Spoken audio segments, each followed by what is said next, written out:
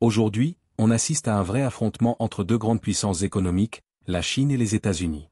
Depuis que Donald Trump est revenu à la Maison-Blanche, la guerre commerciale entre les deux pays a repris fortement point depuis le 10 avril, les États-Unis ont augmenté les taxes sur les produits chinois jusqu'à 145%, ce qui est bien plus que ce que Joe Biden avait mis en place.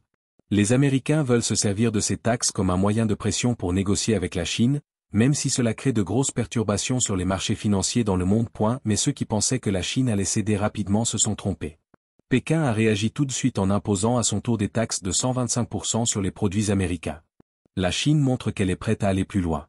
Ce jeudi, elle a encore critiqué les décisions de Donald Trump, en disant que cela fait du mal à l'économie mondiale, tout en laissant la porte ouverte aux discussions. Mais la Chine dit que les négociations doivent se faire de manière équilibrée, avec respect. Si les États-Unis choisissent le conflit, la Chine répondra. Face à la résistance de la Chine, les Américains ont fait quelques concessions. Ils ont par exemple retiré les taxes sur les smartphones, les ordinateurs et les semi-conducteurs, que la Chine produit en grande quantité. Mais les tensions restent très fortes.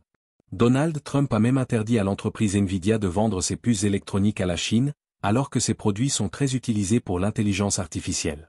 Alors, jusqu'où ira ce conflit entre Xi Jinping et Donald Trump?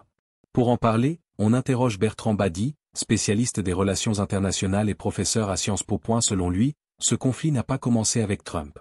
Les États-Unis ont commencé à se méfier de la mondialisation depuis longtemps.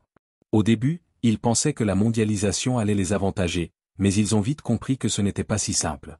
Déjà sous Biden, les mesures protectionnistes prises par Trump n'ont pas été annulées. Ce retour au protectionnisme est donc une tendance ancienne. Avec le retour de Trump, les choses se sont accélérées. Mais ce n'est pas seulement une question d'économie. Il y a aussi une volonté politique. Trump agit pour plaire à ses électeurs, qui veulent un président fort, capable de protéger les États-Unis. Et cela rejoint son slogan, « Make America Great Again ». Il veut montrer au monde que le pouvoir est à Washington. Mais les décisions économiques ont des conséquences. Elles peuvent provoquer de l'inflation, faire monter les prix, affaiblir le dollar, et rendre les exportations américaines plus difficiles. En cas de panique sur les marchés, les investisseurs achètent moins de titres américains, ce qui affaiblit la position des États-Unis dans le monde. Et si le dollar perd de sa valeur, d'autres pays voudront moins l'utiliser, ce qui serait un problème pour les États-Unis. Et la politique de Trump semble donc efficace à court terme, car elle lui permet de montrer sa force. Mais à long terme, elle peut causer beaucoup de problèmes économiques. Trump a déjà modifié ses décisions pour certains pays, comme les pays européens. Mais avec la Chine, le conflit est plus intense, car les deux pays veulent dominer économiquement.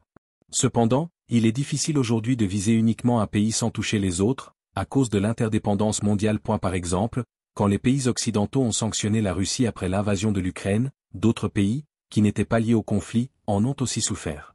C'est la même chose ici. En attaquant la Chine, les États-Unis touchent aussi d'autres pays. Comme le dit un proverbe africain, quand les éléphants se battent, ce sont les herbes qui souffrent. Ce sont donc les pays plus faibles qui risquent de payer les conséquences de ce conflit entre géants. Et la Chine, elle, a des moyens de s'adapter. Elle peut vendre ses produits sur d'autres marchés, comme l'Europe. Mais d'autres pays, plus petits, n'ont pas cette capacité de réaction. C'est la même chose pour les sanctions contre la Russie. Certains pays pauvres n'ont pas pu s'en sortir alors que la Russie a trouvé d'autres solutions. Le gouvernement chinois dit qu'il n'y a pas de gagnant dans une guerre commerciale. Ce conflit ressemble donc aussi à une lutte d'ego entre deux grandes puissances, chacune voulant être la première dans le monde. La Chine veut être forte, mais elle évite de trop le montrer. Car elle sait que cela peut créer des tensions.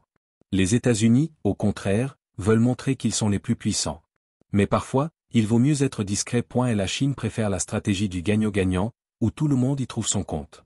Car si ce n'est pas le cas, on risque d'avoir une situation où tout le monde perd. Et dans cette affaire, les États-Unis pourraient bien perdre du terrain sur le plan international. Peut-être que Trump a sous-estimé Xi Jinping, qui est un des dirigeants chinois les plus puissants depuis longtemps. L'erreur de Trump est peut-être d'avoir pris la Chine de haut, comme s'il pensait qu'elle n'était pas à la hauteur.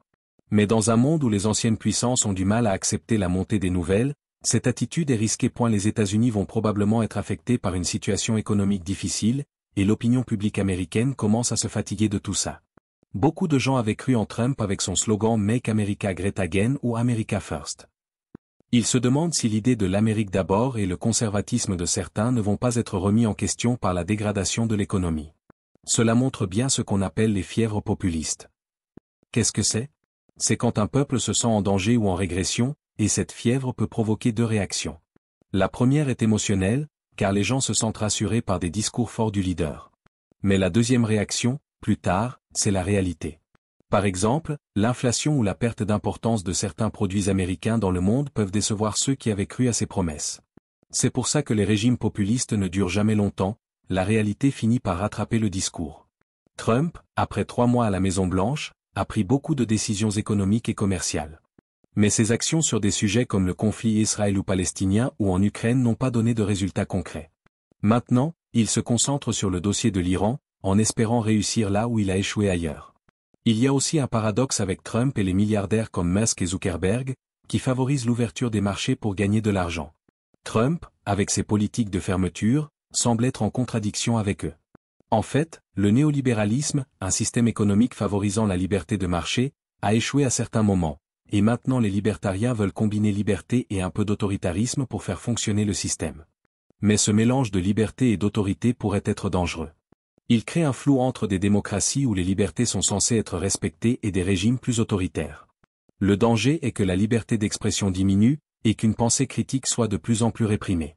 Aux États-Unis, cela devient plus évident, mais même en Europe, on voit des signes inquiétants de cette tendance.